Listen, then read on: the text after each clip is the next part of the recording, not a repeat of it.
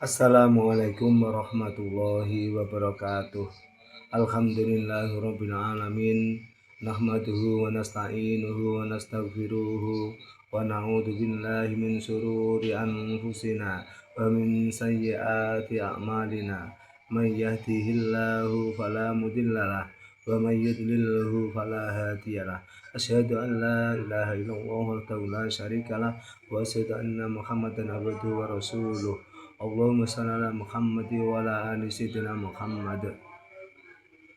Rabbi shrah li sadri wa yassir li amri wahlul 'uqdatam min lisani yafqahu qawli amma ba'd.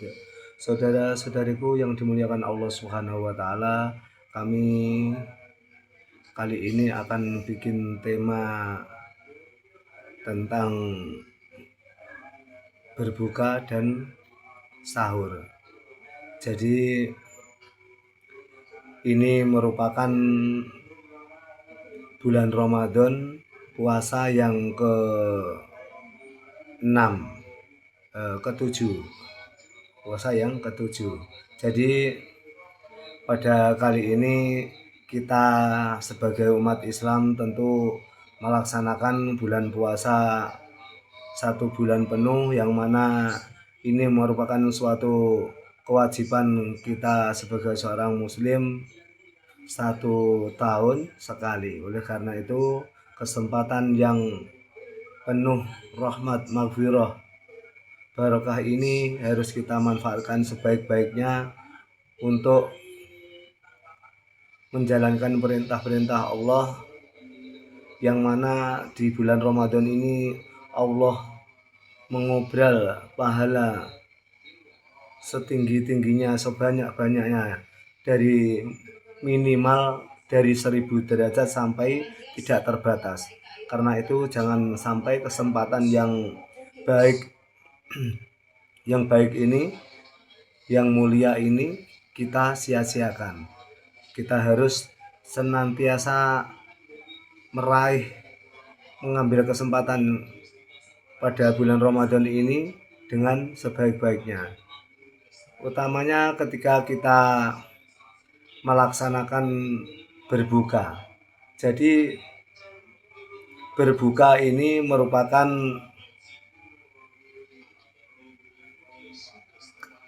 kebiasaan kita, yaitu setiap orang setelah berpuasa berbuka dengan tujuan untuk menghalalkan setelah kita berpuasa. Jadi ketika kita berbuka, maka kita dianjurkan untuk cepat-cepat ketika waktu sudah maghrib, kita harus cepat-cepat membatalkan puasa.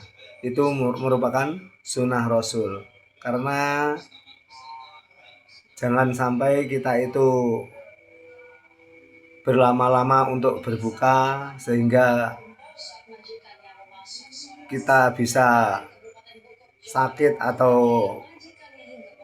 kita seolah-olah menjadi orang yang mampu berpuasa yang lama. Oleh karena itu, ketika kita berbuka harus dipercepat untuk berbuka dan diusahakan untuk berbuka yang manis-manis. Ketika kita berbuka jangan terlalu banyak apa yang kita makan, karena masih banyak lagi ibadah-ibadah lain yang harus kita laksanakan seperti tarawih. Tetapi ketika kita berbuka dengan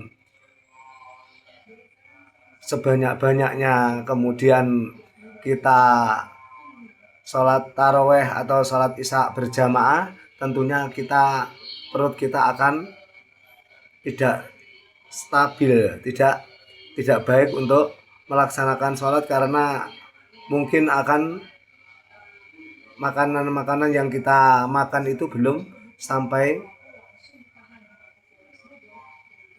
habis di perut. Jadi usahakan ketika berbuka jangan berlebihan,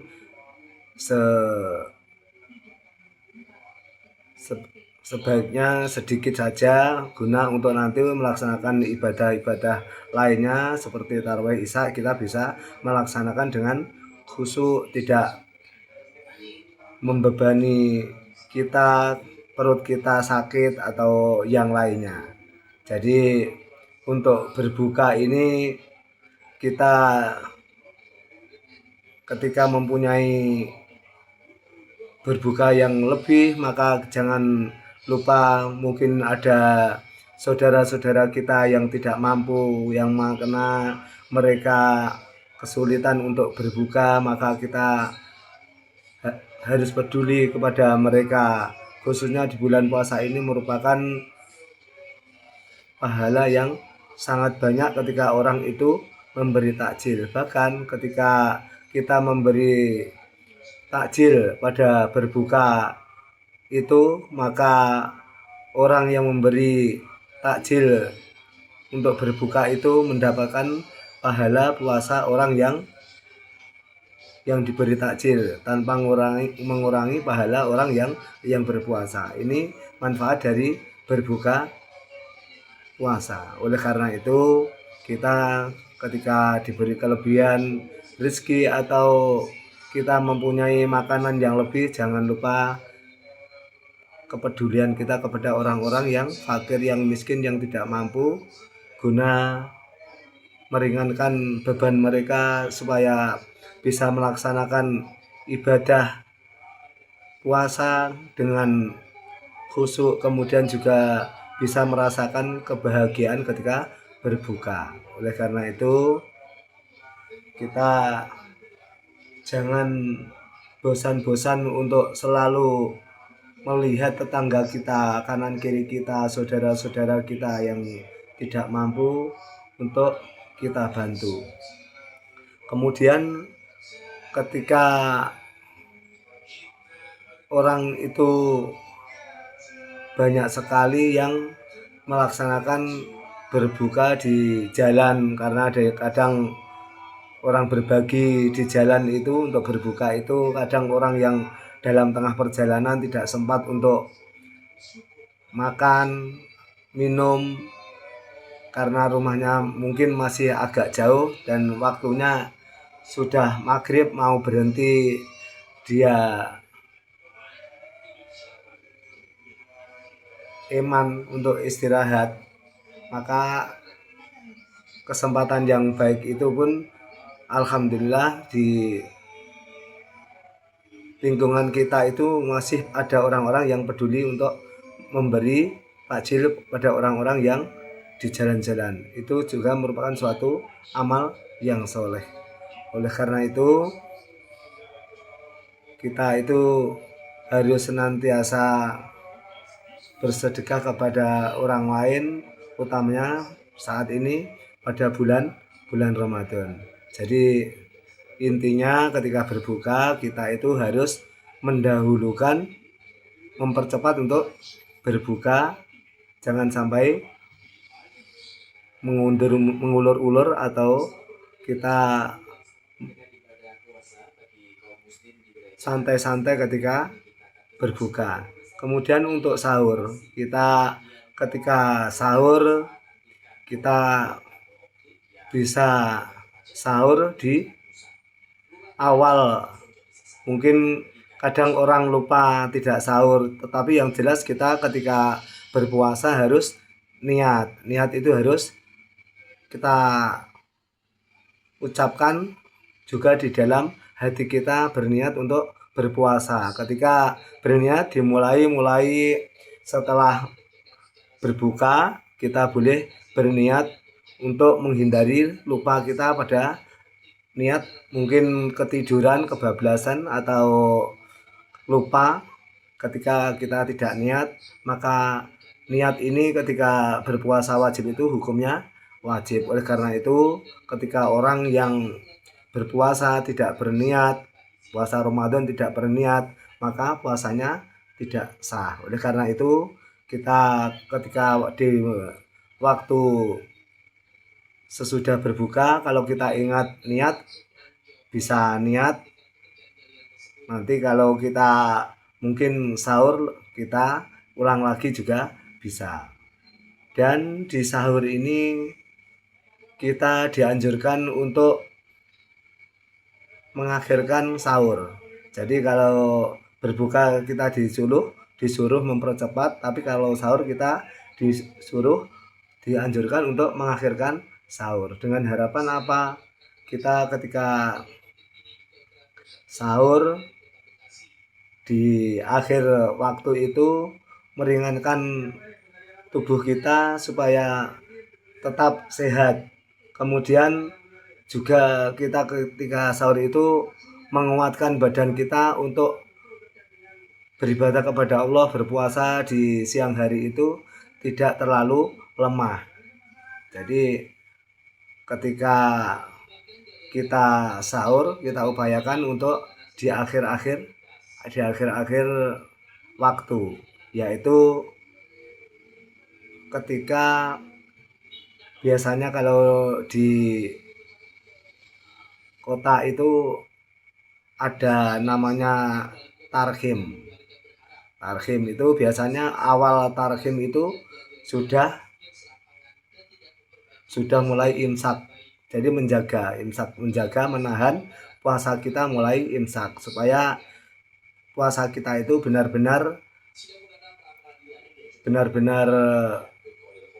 diterima oleh Allah tanpa ragu dalam kita beribadah berpuasa. Jangan sampai kita itu terlalu mepet dengan adzan subuh, karena adzan subuh kadang ada yang lambat, ada yang dahulu. Nah, itu perlu kita ketahui. Jadi jangan memakai ukuran adzan, tetapi ketika sholat atau tarhim itu biasanya yang jelas waktunya tentunya sudah sesuai dengan aturan, yaitu ketika fajar shodiq belum muncul itu kita sudah mulai menahan, yaitu biasanya kalau sholat itu sebelum fajar shodiq. Oleh karena itu ketika kita berpuasa jangan sampai kita itu ragu-ragu, jadi harus melalui waktu yang telah ditentukan.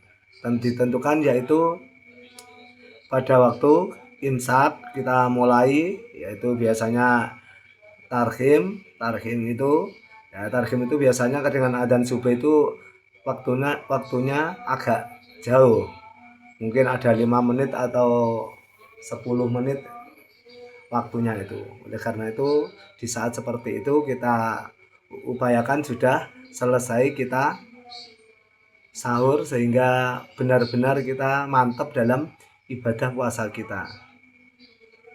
Jadi ketika sahur pun kita upayakan untuk juga yang manis-manis. Jadi kalau di berbuka kita manis-manis, ketika kita sahur pun juga yang manis-manis yang bergizi lagi baik, halal baik. Oleh karena itu kita sebagai umat muslim yang bersaudara, maka ketika sahur pun juga begitu.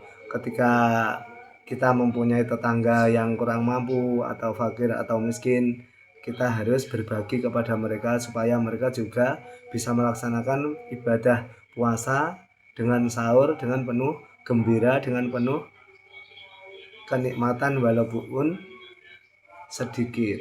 Oleh karena itu kita harus benar-benar menjaga persaudaraan kita sesama muslim sebagai bentuk kepedulian kita kepada saudara-saudara kita yang kurang mampu atau yang fakir, yang miskin, dengan harapan kita nanti mungkin di hari kiamat orang-orang yang fakir dan miskin ini lebih dahulu di tempatnya surganya Allah Subhanahu wa taala bisa memberi syafaat kepada kita semua.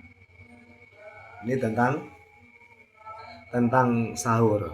Kemudian kami akan menjelaskan pula tentang witir. Jadi ketika kita sholat taraweh itu sudah sholat isya, kita biasanya akan lanjut melaksanakan sholat taraweh. Itu sebelum sholat taraweh ada ba'diyah isya, dan setelah ba'diyah isya ini jangan sampai kita lewatkan, karena ini merupakan amalan amalan sunnah pula yang lebih baik daripada sholat taraweh.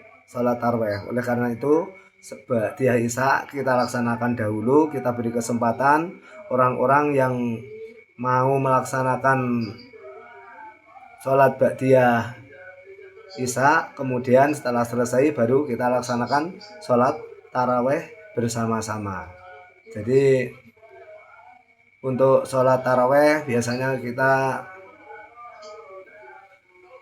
melaksanakan taraweh bersama-sama berjamaah di musola, dan setelah sholat taraweh itu ada witir. Jangan sampai sebelum witir atau setelah sholat taraweh kita pulang, tetapi tidak witir, karena sholat witir ini bagi Rasulullah itu merupakan kewajiban.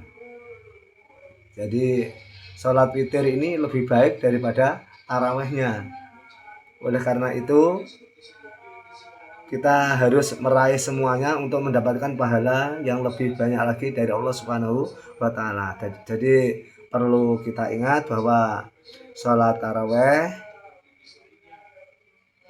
setelah itu witir, dan witir itu sebaiknya kalau di bulan Ramadan ini kita berjamaah, tapi kalau di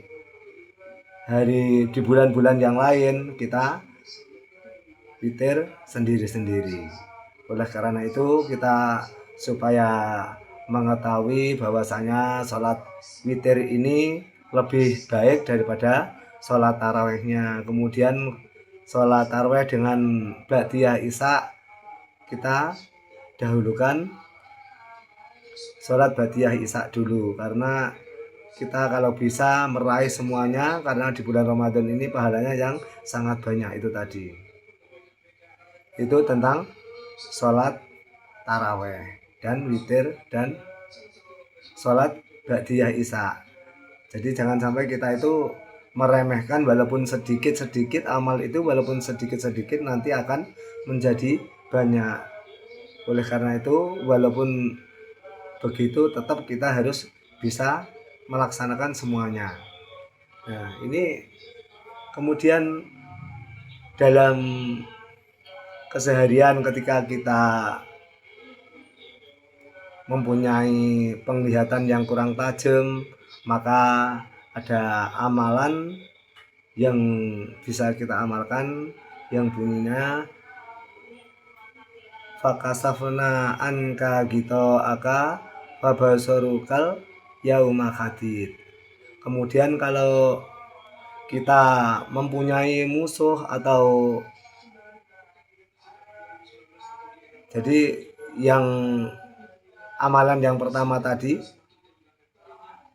fakasafna anka gitu aka fabasurukal yauma hadid ini dibaca sebanyak 100 kali, terserah, bisa dicicil.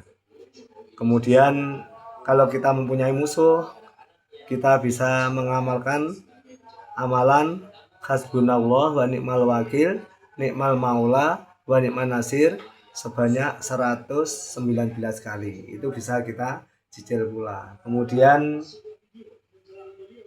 kalau kita ada kesulitan atau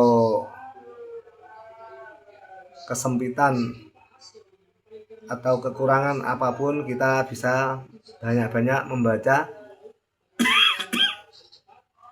Rabbi syrahli sadri wa yassirli amri wahlul 'uqdatam min lisani yafqahu qauli. Ini dibaca 100 kali. Jadi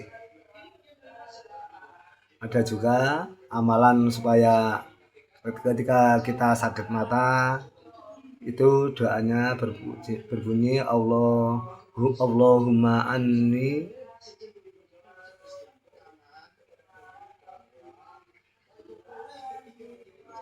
jadi doa 3 itu dulu yang perlu kita bahas supaya kita tidak terlalu banyak menghafal. Semoga apa yang saya sampaikan ini bermanfaat bagi kita semua,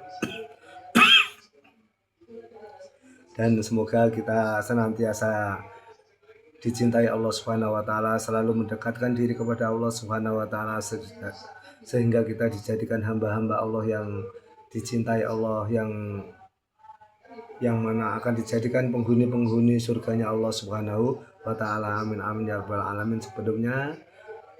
Sebelum kami akhiri, ketik Imam Ubed, like and subscribe. Semoga kita bersama-sama belajar dalam hal ini. Mudah-mudahan kita tanpa pamrih apa-apa, semoga kita semua dijadikan hamba-hamba Allah yang senantiasa selamat bahagia di dunia dan di akhirat. Semoga kita semua nanti berkumpul bersama di surganya Allah Subhanahu wa taala. Amin amin ya rabbal alamin. Akhirnya kami cukup sekian. Ihdinas siratal mustaqim, wallahu muwaffiq aqwamut thoriq.